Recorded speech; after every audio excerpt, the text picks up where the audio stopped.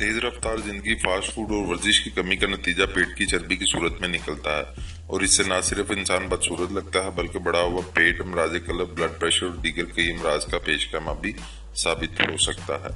अस्सलाम वालेकुम व्यूवर्स, मैं हूं की मोहम्मद अफजुल और आपको अपने चैनल पर खुशामदीद कहता हूं।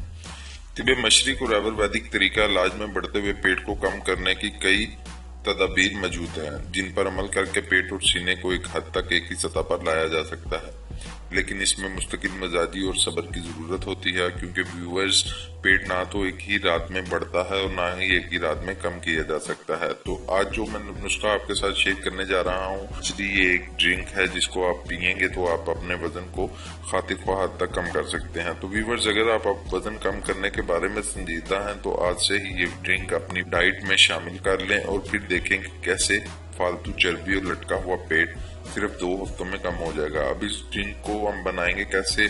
इसके लिए सबसे पहले एक गिलास नीम गर्म पानी में 1/4 चाय का चम्मच पीसी हुई काली मिर्च डाल लें। अब 1 चाय का चम्मच शहद और 1 लीमू का रस मिलाकर अच्छी तरह मिक्स कर लें। रोजाना रात को सोने से 20 मिनट पहले और सुबह नहार मुंह ये ड्रिंक पी लें। ये अमल मुसलसल 2 हफ्तों तक बाकायदगी से करने से ही वजन में हैरत अंगेज हद तक कमी आ जाएगी और इस नुस्खे के इस्तेमाल से जिस्म में मौजूद तमाम जहरीले मवाद निकल जाएंगे और आप खुद को तरोताजा महसूस करेंगे।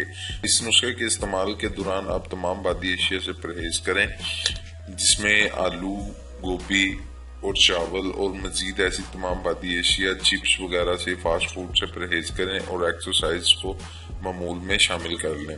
तो इंशाल्लाह 2 ही हफ्तों में आप अपने वजन में खातिर ख्वाह कमी महसूस करेंगे।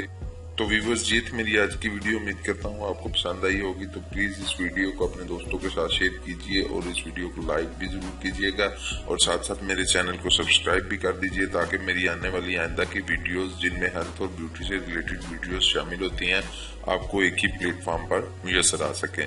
तो कल मिलते हैं एक नई वीडियो के साथ, तब तक के लिए मुझे इजाजत दीजिए। अल्लाह हाफिज।